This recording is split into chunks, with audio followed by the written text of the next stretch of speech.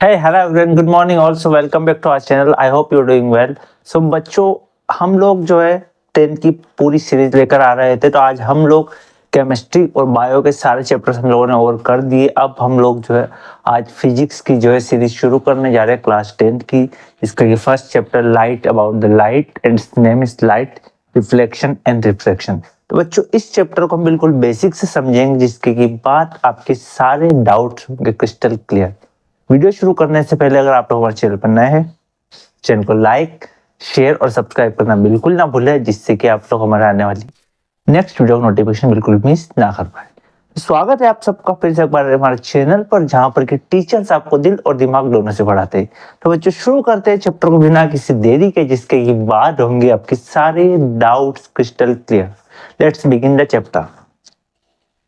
Okay, तो ये chapter basically light हमको इमेज कैसे दिखती है, रिफ्लेक्शन क्या होता है, रिफ्रैक्शन क्या होता है, मिरर्स कैसे होते हैं ना, लेंसेज कैसे काम करते हैं, उन सभी चीजों पर डिपेंडेंट है। तो इस चैप्टर को हम उसी बेसिस पर समझेंगे। सबसे पहली चीज ऑप्टिक्स। ऑप्टिक्स में हम लाइट, इमेजेस, इन चीजों के बारे में सीखते हैं। तो इसका सबसे शुरुआती टॉपिक का नाम ही ऑप्टिक्स है बच्चों। तो ऑप्टिक्स क्या होता है, इस पर हम लोग थोड़ा सा बात कर लेते हैं। ओके, देखिए, optics the study and behaviour and properties of light. Optics में हम लोग लाइट का बिहेवियर और उसकी प्रॉपर्टी के बारे में बात करते हैं बच्चों, और इसी चैप्टर में हम लोग ऑप्टिक्स को ही समझेंगे। ओके, तो बात करते हैं इसी पर। आपको यहाँ पर एक डायग्राम दिख रहा होगा बच्चों, जहां पर ये एक पर्सन खड़े और यहाँ से किसी लाइट सोर्स से, सपोज सन से लाइट आ रही है, उसके बाद इन पर्सन को जो है इमेज दिखाई दे रही। दिख रहा है आपको? तो अब ये कैसे हो रहा है, क्या हो रहा है, इसी पर हम लोग जो बच्चों बात करने जा रहे हैं। ओके, तो सबसे पहली चीज, कभी होता है ना, बिल्कुल अंधेरा हो गया पूरे रूम में और लाइट चली गई और हमको कुछ भी दिखाई नहीं दे रहा है, बट हम लोग जो है थोड़ा आइडेंटिटी कर ले, थोड़ा बहुत हम चीजों को समझ के उस तक पहुंच जाते। तो हम सिर्फ लाइट, आइस होना ही काफी नहीं है बच्चों हमारे पास। Without presence of light, without the reflection of light भी हम ऑब्जेक्ट्स को नहीं देख सकते हैं। तो लाइट का यहाँ पर ये रोल है कि हमारी जो विजिबिलिटी, आपको कोई भी ऑब्जेक्ट या कोई भी इमेज जो दिखाई दे रही है, वो due to the presence of light की वजह से ही आपको शो होगी। अगर हम हमारी लाइफ से लाइट को हटा दें, तो हम लोग शायद ऑब्जेक्ट्स को ढंग से देख भी ना पाए। तो ये बहुत ही इंपॉर्टेंट चैप्टर है बेटा, तो समझते हैं एक एक करके टॉपिक्स को। सबसे पहले रिफ्लेक्टेड ऑफ लाइट होता है क्या है। ओके, तो समझिए इसको बहुत बेसिक से, कि मान लीजिए आपको कोई भी ऑब्जेक्ट जो दिखाई दे, फॉर एग्जांपल ये मार्कर या एक पेन आपको दिखाई दे रहा है, तो सबसे पहले क्या होगा, लाइट जो इस ऑब्जेक्ट के ऊपर फॉल करेगी और ये ऑब्जेक्ट का सरफेस उस लाइट को रिफ्लेक्ट करेगा आपकी आईज की तरफ, और इसकी वजह से आपके आईज में, आपके रेटिना पर उस ऑब्जेक्ट की इमेज बनेगी। जैसा कि आपको इस डायग्राम में क्लियरली विजिबल हो रहा है कि इस लाइट सोर्स से लाइट आ रही है और ये लाइट इस ऑब्जेक्ट के ऊपर, ये ऑब्जेक्ट इस लाइट को रिफ्लेक्ट करता है, जिसकी वजह से पर्सन को लाइट जो है, वो ऑब्जेक्ट जो है वो दिखाई दे रहा है। दूसरा पॉइंट क्या रखना, दूसरा पॉइंट आपको ये याद रखना बच्चों, कि लाइट जो होती है वो हमेशा एक स्ट्रेट लाइन में मूव करेगी। अगर कोई बेंड आ गया, कोई मोड़ आ गया, तो लाइट वहीं पर सारी लाइट स्टॉप हो जाएगी, लाइट आगे ट्रेवल नहीं करेगी। दूसरा पॉइंट ये याद रखना कि light always travel into straight line. दूसरा पॉइंट आपको ये याद रखना, आगे समझते हैं। Okay, an object reflect light, eyes receive reflected light, we see the object. समझ आ गया? ऑब्जेक्ट देख के सर कि ऑब्जेक्ट लाइट को रिसीव करेगा। ओके, ऑब्जेक्ट उस लाइट को रिसीव करना, रिफ्लेक्ट करेगा, और उसकी वजह से हम लोगों को बच्चों वो ऑब्जेक्ट जो है वो दिखाई देगा। सिंपल, आगे समझते हैं। इसके लिए हमको ट्रांसपेरेंट मीडियम भी चाहिए, है ना। ऐसा नहीं होगा ऑब्जेक्ट पर लाइट गिर रही है और बीच में कोई ऐसा मीडियम है जिसकी वजह से लाइट आगे आ ही नहीं रही, आपको ऑब्जेक्ट दिखाई दे रहा है। तो ऑब्जेक्ट को दिखने के लिए आपको ट्रांसपेरेंट मीडियम चाहिए, जिससे कि होकर आपको ऑब्जेक्ट दिखाई दे। ये भी ध्यान रखना है।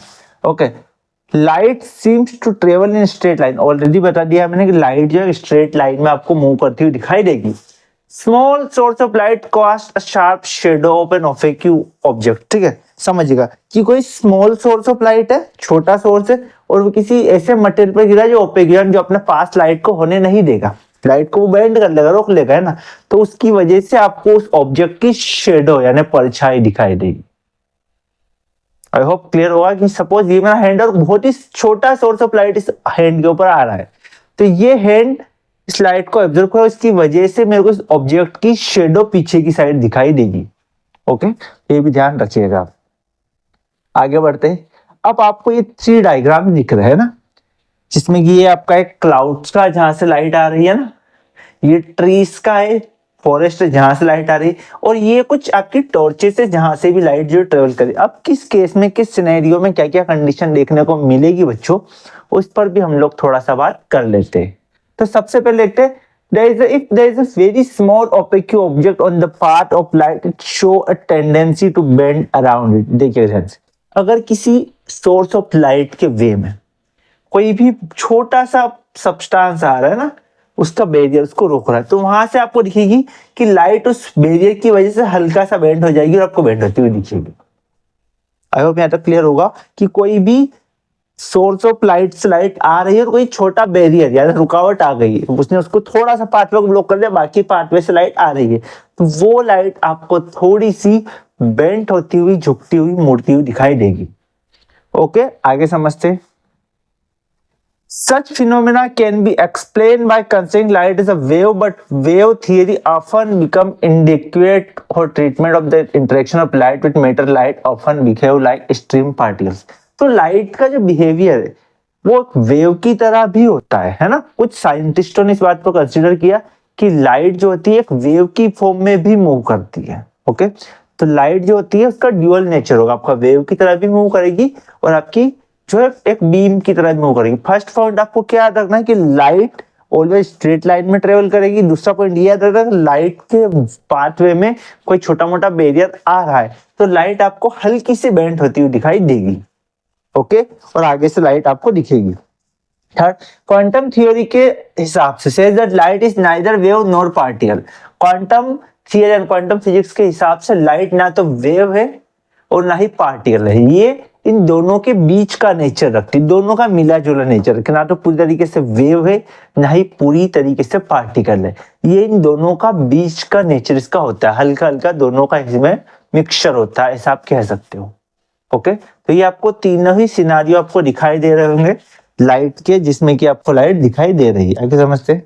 Okay, law of reflection of light. बच्चों यहां से क्वेश्चन बहुत से बोर्ड में आए कि कोई सी भी लाइट जो रिफ्लेक्ट करती है इसके 2 लॉ होते हैं, उसको हम समझ। सबसे पहला लॉ समझ, इस डायग्राम के थ्रू हम लोग चलेंगे तो चीजें बहुत इजीली समझ आएगा। सबसे पहला law, angle of incident is always equal to the angle of reflection. ध्यान समझो, मान लो ये आपकी इंसिडेंट रहे, ओके, और ये कोई एंगल बना रही है, तो ये एंगल, जिस एंगल से लाइट आ रही है उसी एंगल से लाइट रिफ्लेक्ट भी होगी। तो जितने एंगल से इंसिडेंट रे आ रही है उतना ही एंगल रिफ्लेक्टेड रे का भी होगा। फर्स्ट लॉ इतना ही है, क्या the angle of incident is always equal to the angle of reflection. Means incident ray जो एंगल बना रही है वही सेम एंगल बच्चों आपका जो है रिफ्लेक्टेड रे भी बनाएगी। दूसरा लॉ समझते, देखिएगा ध्यान से, द इंसिडेंट रे, ये रहा incident ray, and the normal, ये रहा आपका नॉर्मल सेंटर में, ठीक है, of the mirror at the point is incident thus reflected by all in same plane। देखिए incident ray, normal, reflected ray तीनों एक ही प्लेन में ऑलवेज होंगे। एक बार देखिए, the incident ray, the normal of the to the mirror at the point of incident and reflected ray all lies in same plane। Incident ray, reflected रे और normal तीनों ही एक ही प्लेन में एक ही प्लेस पर होंगे एक साथ, ये भी ध्यान रखना। दूसरा लो ये कहता है कि incident ray, reflected ray, normal all lies on a same plane. दिख रहा है आपको, इंसिडेंट रे, रिफ्लेक्टेड रे और नॉर्मल तीनों एक ही प्लेस पर, एक ही प्लेन पर है, तो ये सेकंड लॉ ऑफ लाइट है। तो यही बच्चों आपके 2 loss of light of reflection होते हैं, तो इसको बहुत अच्छे से करना है। ओके, अब आपको एक बहुत क्यूट सा बच्चा दिखाई दे, इसकी इमेज आपको इस मिरर के अंदर दिखाई देगी। तो बच्चों ये जो हमारे घर पर यूज होने वाला जनरली प्लेन मिरर या नॉर्मल सा मिरर है, इसकी क्या क्वालिटी है? पहली चीज इसकी इमेज। ओके, ये जो इमेज बनाएगा उस इमेज का साइज ऑब्जेक्ट के बराबर होगा। ओके, ऑब्जेक्ट के बराबर इसका इमेज बनेगा, ठीक है, समझते हैं इसको। This laws are applicable to all type of reflecting surface. सारे रिफ्लेक्टिंग सरफेस के लिए दोनों लॉ आपके फॉलो होते हैं, ठीक है। अब समझते मिरर क्या होता है। तो मिरर एक आपका जनरली ग्लास ही है जिसकी एक सरफेस को हम लोग पॉलिश कर देते हैं, जिसकी वजह से वो लाइट को रिफ्लेक्ट करता है और उसकी वजह से ऑब्जेक्ट की इमेज हमको दिखाई देती है।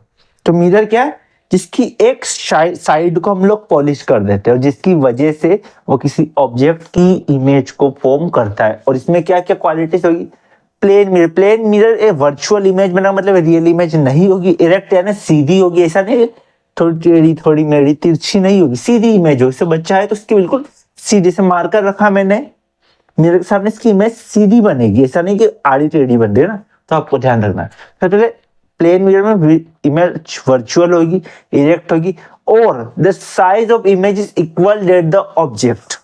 ठीक है, दूसरा पॉइंट याद रखना है कि इमेज की साइज बच्चों ऑब्जेक्ट की साइज के इक्वल ही होगा। आगे बात करते हैं, और ये image form is as far the behind of the, और इमेज का बनेगी मिरर के पीछे बिहाइंड में। ठीक है, as the object is in front of it the further the image is laterally inverted. अब ये एक न्यू वर्ड आया, लेटरली इन्वर्टेड। इसका मीनिंग क्या है? ओके, तो इसका मीनिंग ये है कि आपकी लेफ्ट वाली साइड जो होगी ऑब्जेक्ट की वो मिरर के राइट साइड में दिखेगी और ऑब्जेक्ट की राइट साइड वाला जो पार्ट है वो आपको लेफ्ट में दिखेगा। जैसे कि ये कोई बच्चा है तो इसका जो लेफ्ट हैंड है ना, वो आपको मिरर में राइट साइड में दिखेगा और राइट हैंड जो मिरर में लेफ्ट साइड में दिखेगा। तो ये बात भी लेटरली इन्वर्जन का इन्वर्टेड का मीनिंग यही होता है कि आपकी साइड चेंज हो जाती है, लेफ्ट का राइट, राइट का लेफ्ट। तो ये भी आपको ध्यान रखना है बच्चों। चलिए आगे बढ़ते हैं। ओके, अब कॉन्वेक्स कॉनकेव ये भी कुछ टाइप के मिरर्स या लेंसेस ग्लासेस होते हैं, बात करते हैं। ओके, सबसे पहले स्फेरिकल मिरर जो होते हैं ना, मतलब किसी मान लो कोई सर्कुलर सब ग्लास था उससे कट करके जो मिरर्स जो हम बना रहे, जो ग्लासेस बना रहे, उसको हम लोग स्फेरिकल मिरर बोलते हैं। अभी दो टाइप के होते हैं, कॉन्वेक्स और कॉनकेव, बात करते हैं। ओके, तो कॉन्वेक्स क्या होगा, जिसकी की बाहर की साइड इस टाइप से उभरी हुई होगी और अंदर की साइड दबी हुई होगी, ऐसा मिरर को हम कॉन्वेक्स मिरर कहते हैं। ओके, ये आपको दिखाई दे रहा है। और कॉनकेव का मीनिंग है कि वो साइडों से पतला और सेंटर से आपका दबा हुआ, अंदर से उसके अंदर होल होगा, थोड़ा सा अंदर की साइड में मुड़ा हुआ होगा। तो इस टाइप के मिरर्स आपके कॉनकेव कहलाते हैं। ये आपको कॉनकेव की साइड दिखाई दे रही है, ये कॉन्वेक्स साइड है। जैसे कि आप स्पून होता है आपका, ठीक है, तो उसका जो बाहर का पार्ट जो पीछे वाला वो एक कॉन्वेक्स मिरर की तरह बिहेव करेगा और उसका जो इनर साइड है वो आपका एक कॉनकेव मिरर की तरह बिहेव करेगा। स्फेरिकल मिरर ऑलरेडी बता दिया, किसी सर्कुलर मिरर के पीस से वो बना है, उसकी जैसा उसके किसी पार्ट से बना है, तो वो हो जाएंगे आपके स्फेरिकल मिरर। और दो टाइप के होंगे, कॉन्वेक्स और कॉनकेव। अब इन पर बात कर लेते हैं बच्चों थोड़ा।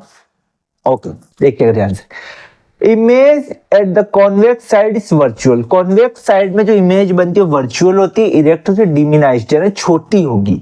ओके, छोटी होगी।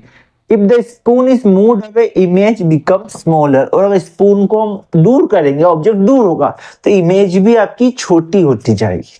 The most commonly used of curve mirror is spherical mirror. इस पर बात करने वाले हम लोग। Curve mirror generally spherical mirror के केसेस में हम लोग यूज करते हैं। ओके, तो आई होप आपको कॉन्वेक्स का केस समझ आया होगा। आगे बढ़ते हैं। ओके, अब कॉनकेव मिरर और कॉन्वेक्स मिरर बात कर लेते हैं। ओके, तो लोग कॉनकेव को समझ लेते हैं। इसमें जो आपकी इनर साइड होगी, ओके, ये पॉलिश्ड होगी और आउटर साइड ट्री आपकी रिफ्लेक्टेड रे होगी, यहाँ पर इमेज बनेगी। ओके, तो कॉनकेव का क्या है, इनर साइड पॉलिश होगी इनवर्ट्स और आपकी ये साइड जो है बाहर की तरफ रहेगी। वहीं कॉन्वेक्स की बात करें तो आउटर साइड जो होगी ना, ये आपकी पॉलिश्ड होगी और इस साइड से आपको ऑब्जेक्ट का इमेज दिखेगा। ओके, जैसे कि आपको इस डायग्राम में दिखाई दे रहा है। अब कॉनकेव के केस में इमेज होगी वो इन्वर्ट होगी, है ना, उल्टी बनेगी। If reflecting surface curved inward faces toward the centre of sphere, ना इसमें इन्वर्ट फेस रहेगा और सेंटर की साइड रहेगा और इसमें आउटर साइड आउटवर्ड्स रहेगा, कर्व के पीछे की साइड रहेगा। आपको दिखाई दे रहा है बच्चों। ओके, तो ये आपको ध्यान रखना है। आगे बढ़ते हैं।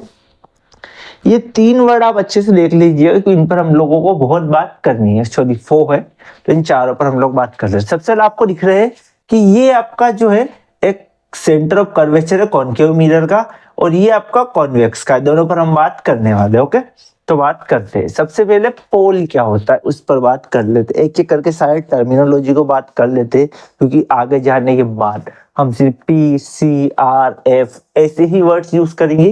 तो आप अभी ही इनको क्लियर करके चलो, तो आगे आपको कोई भी डाउट जो माइंड में नहीं आएगा इससे रिलेटेड। चलिए बात करते हैं, सबसे पहले पोल क्या होता है उस पर बात करते हैं। आपको ये जो लाइन दिखाई दे रहा है सेंटर में बच्चों, it is the centre of reflecting surface. Reflecting surface का सेंटर होता है, और इसी पार्ट को हम लोग जो है पोल बोलते हैं मिरर का। बिल्कुल सेंटर से एक लाइन दिख रही है आपको, ओके। इस लाइन को जो इसका बिल्कुल मिरर को दो इक्वल पार्ट्स में कट करिए, इसी को बच्चों हम लोग इसका पोल बोलते हैं।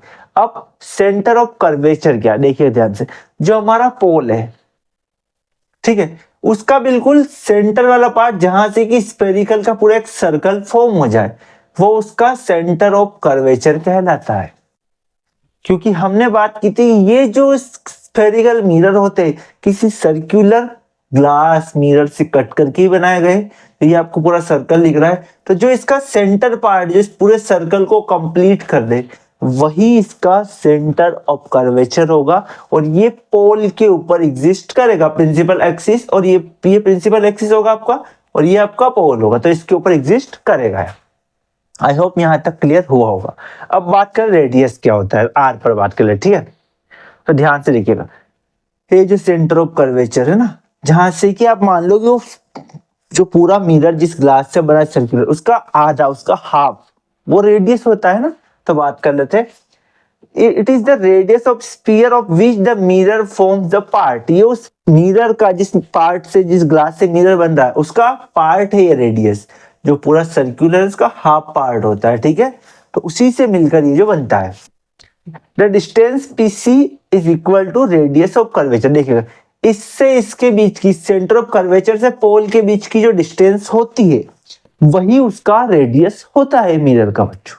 देखिएगा, सेंटर ऑफ कर्वेचर से पोल की जो डिस्टेंस होती है बच्चों, वही उस मिरर का रेडियस कहलाता है। आई होप यहां तक क्लियर हुआ होगा कि सेंटर ऑफ कर्वेचर से डिस्टेंस जो होता है पोल तक का, वही उस स्फेरिकल मिरर का रेडियस कहलाता है। अब बात करें principal axis, it is the imaginary straight line. ये इमेजिनरी स्ट्रेट लाइन होती है, इसको हम सिर्फ इमेजिन कर रहे हैं। The passing through the pole and the centre, जो पोल और सेंटर ऑफ कर्वेचर से निकल रहा है, उस इमेजिनरी लाइन को ही बच्चों हम लोग प्रिंसिपल एक्सिस कहते हैं। ध्यान से सुनिए एक बार, वो इमेजिनरी लाइन जो पोल और सेंटर ऑफ कर्वेचर से होकर गुजर रही है, उधर से जा रही है, उस लाइन को बच्चों हम लोग क्या बोलते हैं, प्रिंसिपल एक्सिस। आई होप यहां तक क्लियर हुआ होगा। प्रिंसिपल एक्सिस क्या है, वो लाइन जो centre of curvature and pole से होती हुई जा रही है, इमेजिनरी लाइन है, और इसी को बच्चों हम लोग प्रिंसिपल एक्सिस कहते हैं।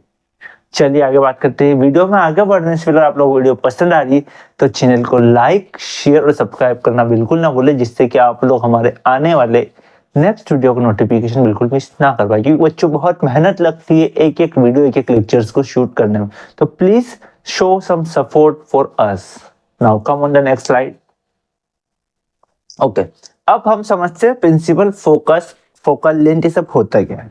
ओके, सबसे पहली चीज ध्यान से, क्या आपके जो कॉनकेव मिरर होते हैं, क्या होते हैं कॉनकेव मिरर, वो सारी इंसिडेंट रे को एक पॉइंट पर, एक फोकस पर इकट्ठा कर देते हैं। इसी को हम लोग जो है फोकल लेंथ या एफ कहते हैं। आपको देखिए, सारी इंसिडेंट रे को जो पैरेलल है एक पॉइंट पर इन्वर्ज कर दिया, सारी एक ही पॉइंट पर कलेक्ट हो गई। बच्चों आप लोगों ने स्कूल्स में किया होगा कि जो आपका ग्लास होता है, हैंड वॉच ग्लास होता है, इसको हम चीजों को देख रहे हैं हैंड से ना, तो उसको हम अगर सनलाइट में रखते थे और उस पर एक पेपर रखते थे नीचे, तो वो पेपर थोड़े टाइम तक हीट करने लगता था, बर्न हो जाता था। क्यों? क्योंकि वो सारी लाइट्स को एक पॉइंट पर इकट्ठा कर देता था, जो कि centre of curvature and principal के बीच आपको एफ दिखाई दे रहा है, फोकस यहाँ पर इकट्ठा कर देता है। इसकी वजह से वो जो आपका पीस ऑफ पेपर है वो बनना स्टार्ट हो जाता है। तो आप वो कॉनकेव मिरर ही होता था बच्चों, आपको क्या होता था, कॉनकेव मिरर। और इसका एक और काम है, ये चीजों को बड़ा करके भी दिखाता है ना, छोटे ऑब्जेक्ट की साइज को बड़ा कर, सारी लाइट को एक ही पॉइंट पर ये फोकस करता है। अब बात करते हैं हम लोग बच्चों हमारे कॉन्वेक्स की। इसका जस्ट सिनारियो उल्टा होता है। वो क्या करता है, सारी लाइट को एक प्लेस पर इकट्ठा कर देगा। ये सारी जो लाइट्स आ रही है उन सारी लाइट्स को बिखेर देगा हर डायरेक्शन में, दूर दूर तक फैला देगा। तो इसका काम ये है। कॉन्वेक्स का काम क्या, कि लाइट को आपको फैला देगा जैसा आपको दिखाई दे रहा है, और कॉन्वेक्स क्या करेगा, सॉरी कॉनकेव क्या करेगा, सारी लाइट्स को एक पॉइंट पर इकट्ठा करने का काम करेगा, जैसा कि आपको इस डायग्राम में दिखाई दे रहा है। ये आपकी इंसिडेंट रे और ये सारी रिफ्लेक्टेड रे जो कि एक इस सेंटर ऑफ कर्वेचर और पोल के बीच में ए पॉइंट पर मिल रही है, ठीक है। तो आपको ध्यान रखना है। वहीं बात अगर कॉन्वेक्स केस की करें बच्चों, तो कॉन्वेक्स के केस में जो भी आपकी इंसिडेंट रे है और वो सारी रिफ्लेक्टेड रे वो सभी फेल जाएगी, वो सारी डाइवर्ट हो जाएगी। सब कुछ डायग्राम में, रे डायग्राम में दिखाई दे रहा होगा। होल्ड ऑन अ सेकंड बच्चों।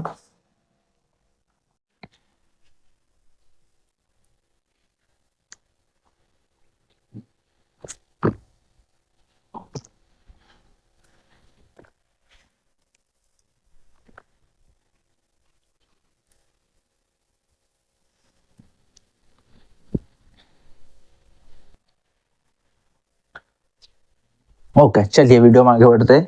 तो यही चीज आपको यहाँ पर भी दिखा रहा है, बात कर ले थोड़ा। When several ray parallel to the principal axis, जब सारी रे प्रिंसिपल एक्सिस के पैरेलल हो, जो आपको दिखाई दे रही है ये इंसिडेंट रे, और किसी पॉइंट पर मिलती, इसको कि प्रिंसिपल फोकस बोलेंगे ना, इसको प्रिंसिपल फोकस बोलेंगे, ठीक है। वो होगा आपका कॉनकेव मिरर, जो कि मैंने ऑलरेडी बता दिया है। ओके देखिएगा ध्यान से, इस लाइन को रीड कर लिया, आपको अच्छे से समझ आ जाएगा। In convex mirror, the reflected ray appear to come from a point on principal axis. Convex case में उल्टा हो जाता है कि प्रिंसिपल एक्सिस लाइट आती हुई दिखाई दे रही और सारी लाइट कन्वर्ज हो जाएगी, आपकी बढ़ जाएगी, ठीक है, आपको दिखाई दे रहा होगा। Distance between the pole and principal focus, इस पोल और प्रिंसिपल फोकस के बीच का डिस्टेंस ही उस मिरर की फोकल लेंथ कहलाता है। ध्यान रखना, फोकल लेंथ कहते हैं किसको, कि डिस्टेंस है प्रिंसिपल एक्सिस और फोकस के बीच का डिस्टेंस, डिस्टेंस बिटवीन द पोल, ये आपका पोल है ना, और प्रिंसिपल फोकस, इसके बीच का डिस्टेंस ही फोकल लेंथ कहलाता है। ध्यान रखिएगा, इन दोनों के बीच का डिस्टेंस फोकल लेंथ कहलाता है। अच्छे से ध्यान रखिए बच्चों, ठीक है, आगे बढ़ते हैं।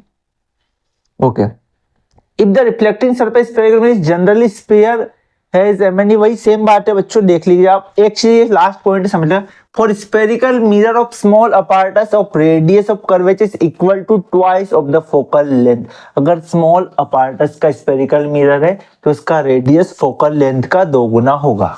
ये दिख रहा है, ये पॉइंट आपको याद रखना है कि अगर स्फेरिकल मिरर जो स्मॉल अपार्टस का है तो उसका रेडियस फोकल लेंथ का कितना होगा, 2 टाइम होगा। रेडियस क्या होता है, मैंने ऑलरेडी बताया था कि इस सेंटर ऑफ कर्वेचर और पोल के बीच का डिस्टेंस, यही आपका रेडियस होता है। तो इस फोकल लेंथ का 2 गुना 2 टाइम्स होगा, आपको ध्यान रखना है बच्चों। अब आप देखिएगा, इस चीज को देखते हैं कि ऑब्जेक्ट को कहां पर रखने पर मिरर इमेज किस टाइप से बन रही है।